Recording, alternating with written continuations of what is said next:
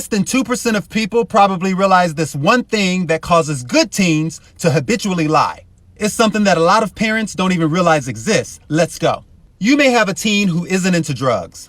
They don't engage in dangerous activities, and all around, they're pretty easygoing. They aren't problematic. But it seems like every time you talk to them, they lie, even about trivial things, and you can't understand why.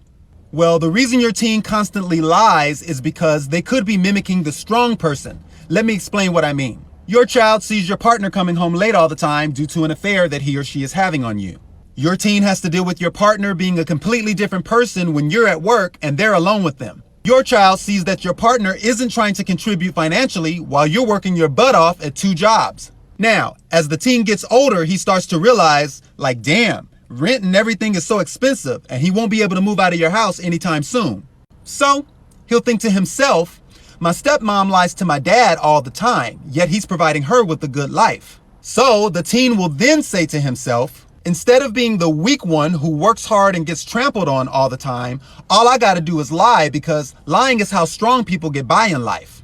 And what tends to cause this is some teens view the parent who's the victim of abuse as pathetic. Why? Because the victim is teaching the abuser that not only am I gonna stay when you lie, but I'm gonna reward you. And many times people think that kids and teens don't recognize this. But a lot of times they know exactly what's happening and they start to resent the parent that they view as weak. Remember, kids and teens mimic their parents' behavior, and sometimes they mimic the one who they view as the strongest. And that's absolutely devastating because a lot of times the strongest parent is the abuser. Why would I go get a job that I hate when all I gotta do is get a person who's pathetic who'll deal with my lies just to have a relationship? I'll have everything I need, and even if the person leaves me, all I have to do is find another weak one who will do the exact same thing.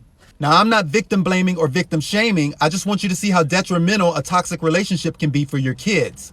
The worst thing you can do is think that your child doesn't see what's going on or that they won't inadvertently mimic the behavioral patterns of the abuser. Period.